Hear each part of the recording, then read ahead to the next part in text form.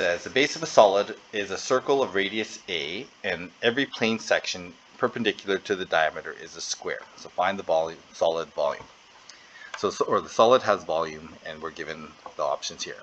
And the answer in the end ends up being D, but we'll see how we get to that. So here I've drawn the circle with radius a. So the function part of this circle that I'm going to use is just the top half of the circle. So it's going to be square root of a squared minus x squared. So I start with x squared plus y squared equals a squared. And this function gives me the top half of the circle.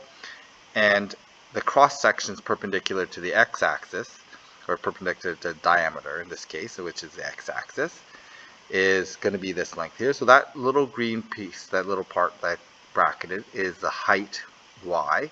And I'm going to use double that to get the squares. Okay, so you can see that across here is going to be double y, and I'm going to get my square.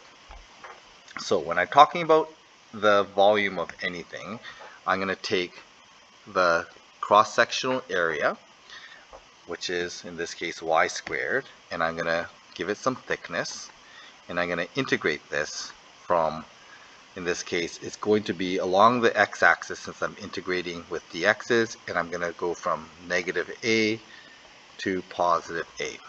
So that's what my integral is going to look like.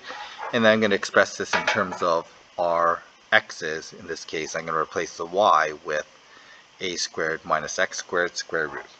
So then my integral looks like this. I'm going to integrate from negative a to a. So this is going to be my volume. And this is going to be this is going to be 2y squared. I need to fix this, sorry. So it's going to be 2y all squared.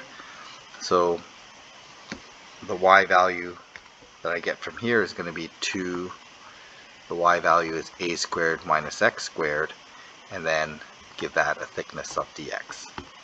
Working this out, I end up with 4 a squared minus x squared dx. I'm just going to move the 4 out on the outside here to make it easier to work with, and I end up with 4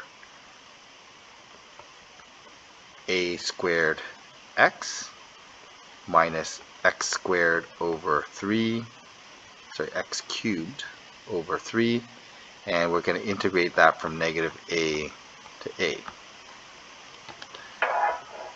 Okay, and then working that out, we end up with, this becomes a cubed minus a cubed over 3 minus, it's going to be negative a cubed minus negative, so plus, a cubed over 3.